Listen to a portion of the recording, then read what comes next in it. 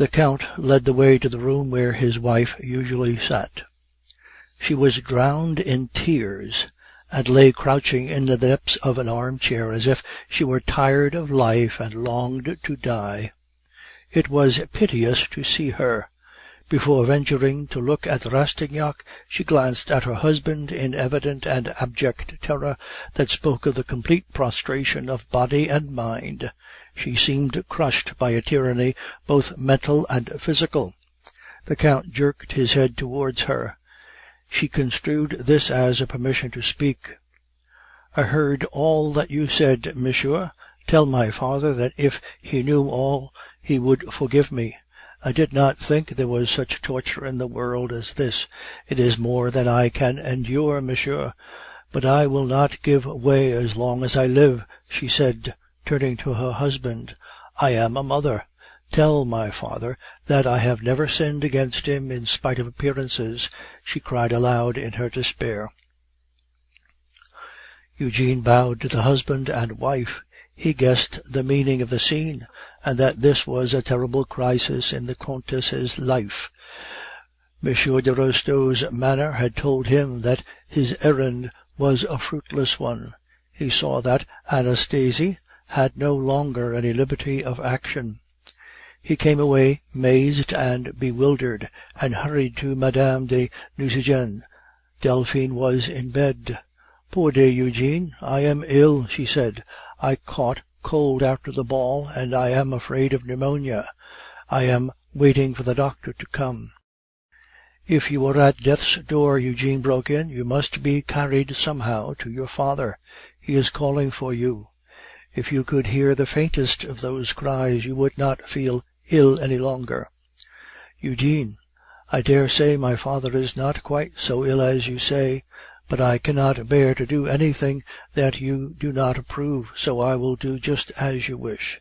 As for him, he would die of grief, I know, if I went out to see him and brought on a dangerous illness. Well, I will go as soon as I have seen the doctor. Ah," she cried out, "you are not wearing your watch. How is that?" Eugene reddened. Eugene, if you have sold it already or lost it, oh, it would be very wrong of you." The student bent over Delphine and said in her ear, "Do you want to know? Very well, then, you shall know. Your father has nothing left to pay for the shroud that they will lay him in this evening. Your watch has been pawned, for I had nothing either." Delphine sprang out of bed, ran to her desk, and took out her purse. She gave it to Eugene, and rang the bell, crying, "I will go at once, Eugene. Leave me, I will dress. Why, I should be an unnatural daughter. Go back, I will be there before you. Therese," she called to the waiting woman, "ask M. de Nucingen to come upstairs at once and speak to me."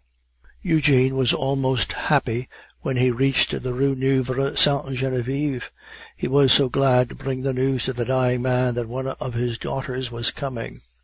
He fumbled in Delphine's purse for money so as to dismiss the cab at once, and discovered that the young, beautiful, and wealthy woman of fashion had only 70 francs in her private purse.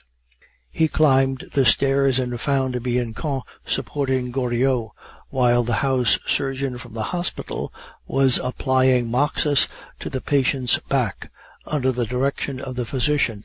It was the last expedient of science, and it was tried in vain. "Can you feel them?" asked the physician. But Goriot had caught sight of Rastignac and answered, "They are coming, are they not?" "There is hope yet," said the surgeon. "He can speak." "Yes," said Eugene, "Delphine is coming." "Oh, that is nothing," said Bianchon. "He has been talking about his daughters all the time. He calls for them as a man impaled calls for water, they say." "We may as well give up," said the physician, addressing the surgeon. "Nothing more can be done now, the case is hopeless." Bianchon and the house surgeon stretched the dying man out again on his loathsome bed. "But the sheets ought to be changed," added the physician. "Even if there is no hope left, something is due to human nature." "I shall come back again, Bianchon," he said, turning to the medical student. "If he complains again, rub some laudanum over the diaphragm. He went, and the house surgeon went with him. "Come, Eugene, pluck up heart, my boy," said Bianchon, as soon as they were alone. "We must set about changing his sheets, and put him into a clean shirt. Go and tell Sylvie to bring some sheets, and come and help us to make the bed." Eugene went downstairs and found Mme. Vauquer engaged in setting the table. Sylvie was helping her. Eugene had scarcely opened his mouth before the widow walked up to him with the acidulous, sweet smile of a cautious shopkeeper, who is anxious neither to lose money nor to offend a customer.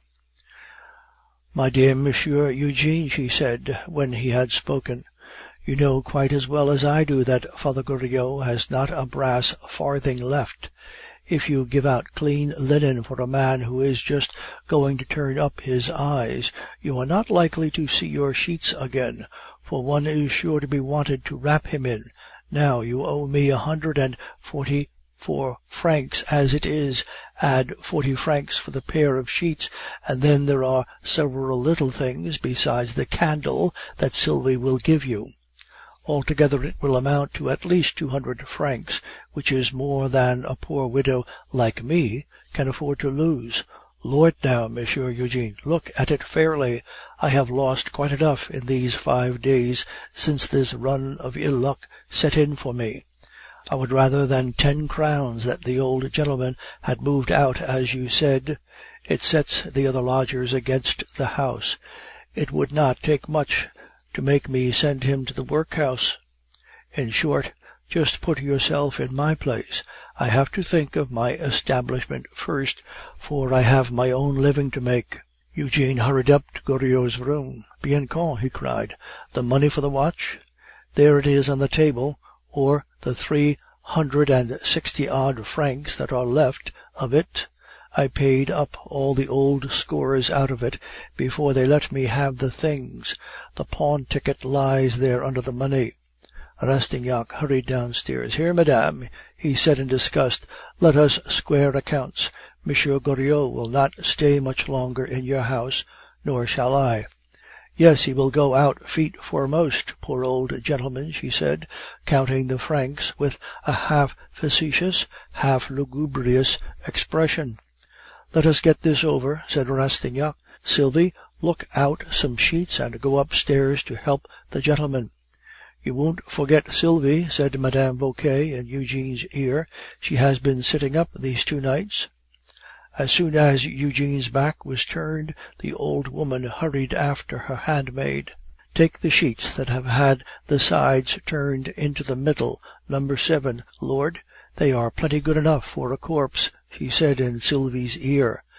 Eugene by this time was part of the way upstairs and did not overhear the elderly economist. "Quick," said Bianchon, "let us change his shirt, hold him upright."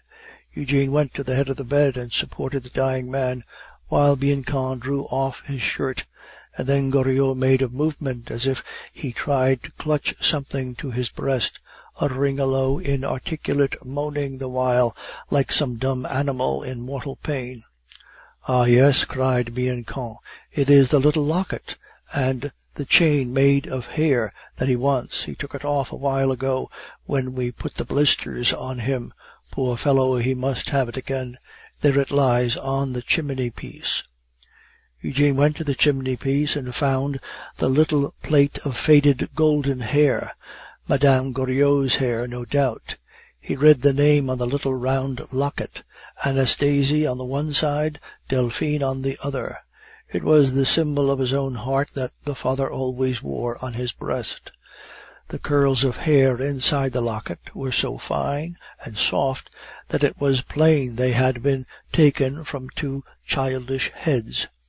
When the old man felt the locket once more, his chest heaved with a long, deep sigh of satisfaction, like a groan. It was something terrible to see, for it seemed as if the last quiver of the nerves were laid bare to their eyes, the last communication of sense to the mysterious point within whence our sympathies come and whither they go. A delirious joy lighted up the distorted face. The terrific and vivid force of the feeling that had survived the power of thought made such an impression on the students that the dying man felt their hot tears falling on him, and gave a shrill cry of delight. "Nasie, Fifine!" "There is life in him yet," said Bianchon. "What does he go on living for?" said Sylvie. "To suffer," answered Rastignac. Bianchon made a sign to his friend to follow his example, knelt down and pressed his arms under the sick man, and Rastignac on the other side did the same, so that Sylvie, standing in readiness, might draw the sheet from beneath and replace it with the one that she had brought. Those tears, no doubt, had misled Goriot, for he gathered up all his remaining strength in a last effort, stretched out his hands, groped for the students' heads, and as his fingers caught convulsively at their hair, they heard a faint whisper, "Ah, my angels!" 2 words, 2 inarticulate murmurs, shaped into words by the soul which fled forth with them as they left his lips. "Poor dear!" cried Sylvie, melted by that exclamation. The expression of the great love raised for the last time to a sublime height by that most ghastly and involuntary of lies. The father's last breath must have been a sigh of joy, and in that sigh his whole life was summed up. He was cheated even at the last. They laid Father Goriot upon his wretched bed with reverent hands. Thenceforward there was no expression on his face, only the painful traces of the struggle between life and death that was going on in the machine. For that kind of cerebral consciousness that distinguishes between pleasure and pain in a human being was extinguished. It was only a question of time, and the mechanism itself would be destroyed. He will lie like this for several hours, and die so quietly at last that we shall not know when he goes. There will be no rattle in the throat. The brain must be completely suffused. As he spoke, there was a footstep on the staircase, and a young woman hastened up, panting for breath. "She has come too late," said Rastignac. But it was not Delphine, it was Therese, her waiting woman, who stood in the doorway. "Monsieur Eugene," she said, "Monsieur and Madame have had a terrible scene about some money that Madame, poor thing, wanted for her father. She fainted, and the doctor came, and she had to be bled, calling out all the while, 'My father is dying, I want to see papa.' It was heartbreaking to hear her." "That will do, Therese. If she came now, it would be trouble thrown away. Monsieur Goriot cannot recognize anyone now." "Poor dear gentleman, is he as bad as that?" said Therese. "You don't want me now. I must go and look after my dinner. It is 4:30, remarked Sylvie. The next instant she all but collided with Mme. de Restaud on the landing outside. There was something awful and appalling in the sudden apparition of the Countess. She saw the bed of death by the dim light of the single candle, and her tears flowed at the sight of her father's passive features, from which the life had almost ebbed. Bianchon, with thoughtful tact, left the room. "I could not escape soon enough," she said to Rastignac. The student bowed sadly in reply. Mme. de Restaud took her father's hand and kissed it. "Forgive me, father. You used to say that my voice would call you back from the grave. Ah, come back for one moment to bless your penitent daughter. Do you hear me? Oh, this is fearful! No one on earth will ever bless me henceforth. Everyone hates me, no one loves me but you in all the world. My own children will hate me. Take me with you, father. I will love you, I will take care of you. He does not hear me. I am mad." She fell on her knees and gazed wildly at the human wreck before her. "My cup of misery is full," she said, turning her eyes upon Eugene. "Monsieur de Trailles has fled, leaving enormous debts behind him, and I have found out that he was deceiving me. My husband will never forgive me, and I have left my fortune in his hands. I have lost all my illusions. Alas, I have forsaken the one heart that loved me. She pointed to her father as she spoke. "And for whom? I have held my kindness cheap, and slighted his affection. Many and many a time I have given him pain, ungrateful wretch that I am." "He knew it," said Rastignac. Just then Goriot's eyelids unclosed. It was only a muscular contraction, but the Countess' sudden start of reviving hope was no less dreadful than the dying eyes. "Is it possible that he can hear me?" cried the Countess. "No," she answered herself, and sat down beside the bed. As Mme. de Restaud seemed to wish to sit by her father, Eugene went down to take a little food. The boarders were already assembled.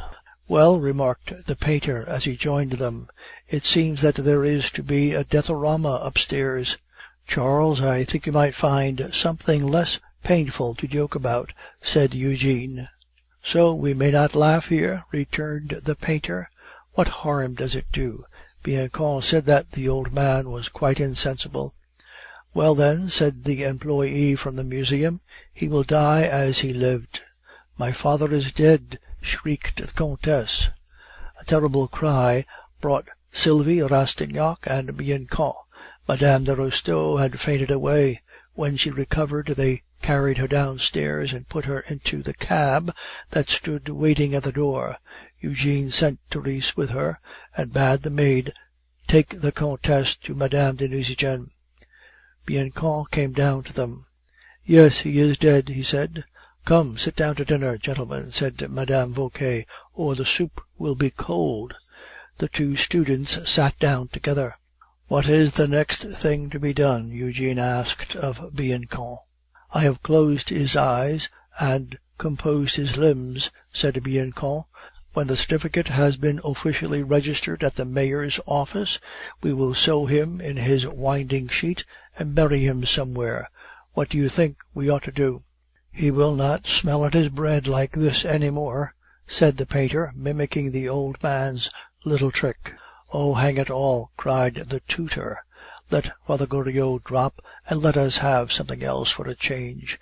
He is a standing dish, and we have had him with every sauce this hour and more. It is one of the privileges of the good city of Paris that anybody may be born or live or die there without attracting any attention whatsoever. Let us profit by the advantages of civilization. There are 50 or 60 deaths every day. If you have a mind to do it, you can sit down at any time and wail over whole hecatombs of dead in Paris. Father Goriot has gone off the hooks, has he? So much the better for him. If you venerate his memory, keep it to yourselves, and let the rest of us feed in peace." "Oh, to be sure," said the widow. "It is all the better for him that he is dead. It looks as though he had had trouble enough, poor soul, while he was alive." And this was all the funeral oration delivered over him who had been for Eugene the type and embodiment of fatherhood. The 15 lodgers began to talk as usual. When Bianchon and Eugene had satisfied their hunger, the rattle of spoons and forks, the boisterous conversation, the expressions on the faces that bespoke various degrees of want of feeling, gluttony, or indifference, everything about them made them shiver with loathing. They went out to find a priest to watch that night with the dead. It was necessary to measure their last pious cares by the scanty sum of money that remained. Before 9 o'clock that evening the body was laid out on the bare sacking of the bedstead in the desolate room. A lighted candle stood on either side, and the priest watched at the foot. Rastignac made inquiries of this latter as to the expenses of the funeral, and wrote to the Baron de Nucingen and the Comte de Restaud, entreating both gentlemen to authorize their man of business to defray the charges of laying their father-in-law in the grave. He sent Christophe with the letters, then he went to bed, tired out, and slept. Next day Bianchon and Rastignac were obliged to take the certificate to the registrar themselves, and by 12 o'clock the formalities were completed. 2 hours went by, no word came from the Count, nor from the Baron. Nobody appeared to act for them, and Rastignac had already been obliged to pay the priest. Sylvie asked 10 francs for sewing the old man in his winding sheet, and making him ready for the grave, and Eugene and Bianchon calculated that they had scarcely sufficient to pay for the funeral if nothing was forthcoming from the dead man's family. So it was the medical student who laid him in a pauper's coffin, dispatched from Bianchon's hospital, whence he obtained it at a cheaper rate. "Let us play those wretches a trick," said he. "Go to the cemetery, buy a grave for 5 years at Père Lachaise, and arrange with the church and the undertaker to have a third-class funeral. If the daughters and their husbands decline to repay you, you can carve this on the headstone: 'Here lies Monsieur Goriot, father of the Comtesse de Restaud and the Baron de Nucingen, interred at the expense of 2 students.'"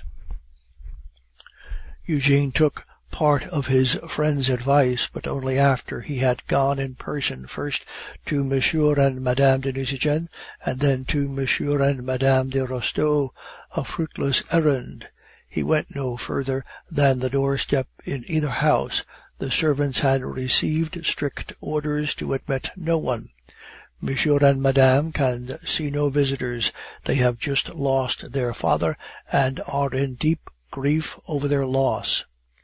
Eugene's Parisian experience told him that it was idle to press the point. Something clutched strangely at his heart when he saw that it was impossible to reach Delphine. "Sell some of your ornaments," he wrote hastily in the porter's room, "so that your father may be decently laid in his last resting place." He sealed the note, and begged the porter to give it to Therese for her mistress, but the man took it to the Baron de Nucingen, who flung the note into the fire. Eugene, having finished his errands, returned to the lodging-house about 3 o'clock. In spite of himself, the tears came into his eyes. The coffin, in its scanty covering of black cloth, was standing there on the pavement before the gate on 2 chairs. A withered sprig of hyssop was soaking in the holy water bowl of silver-plated copper. There was not a soul in the street, not a passer-by had stopped to sprinkle the coffin. There was not even an attempt at a black drapery over the wicket. It was a pauper who lay there. No one made a pretence of mourning for him. He had neither friends nor kindred. There was no one to follow him to the grave. Bianchon's duties compelled him to be at the hospital, but he had left a few lines for Eugene, telling his friend about the arrangements he had made for the burial service. The house student's note told Rastignac that a mass was beyond their means, that the ordinary office for the dead was cheaper and must suffice, and that he had sent word to the undertaker by Christophe. Eugene had scarcely finished reading Bianchon's scrawl when he looked up and saw the little circular gold locket that contained the hair of Goriot's 2 daughters in Mme. Vauquer's hands. "How dared you take it?" he asked. "Good Lord, is that to be buried along with him?" retorted Sylvie. "It is gold." "Of course it shall," Eugene answered indignantly. "He shall at any rate take one thing that may represent his daughters into the grave with him." When the hearse came, Eugene had the coffin carried into the house again, unscrewed the lid, and reverently laid on the old man's breast the token that recalled the days when Delphine and Anastasie were innocent little maidens, before they began to think for themselves, as he had moaned out in his agony. Rastignac and Christophe and the 2 undertaker's men were the only followers of the funeral. The church of Saint Etienne du Mont was only a little distance from the Rue Neuve Sainte Genevieve. When the coffin had been deposited in a low, dark little chapel, the law student looked round in vain for Goriot's 2 daughters or their husbands. Christophe was his only fellow mourner. Christophe, who appeared to think it was his duty to attend the funeral of the man who had put him in the way of such handsome tips. As they waited there in the chapel for the two priests, the chorister and the beadle, Rastignac grasped Christophe's hand. He could not utter a word just then. "Yes, Monsieur Eugene," said Christophe. "He was a good and worthy man, who never said one word louder than another. He never did any one any harm, and gave nobody any trouble."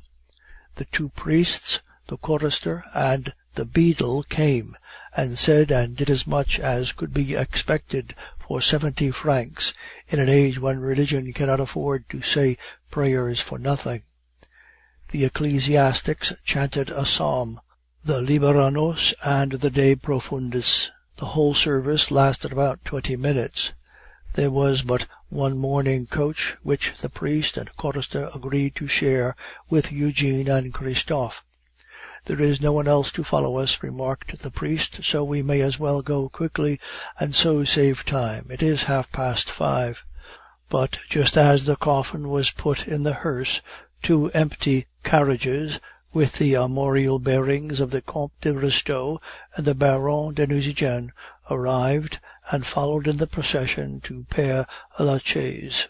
At 6 o'clock Goriot's coffin was lowered into the grave, his daughter's servants standing round the while. The ecclesiastic recited the short prayer that the students could afford to pay for, and then both priest and lackeys disappeared at once. The 2 grave diggers flung in several spadefuls of earth, and then stopped and asked Rastignac for their fee.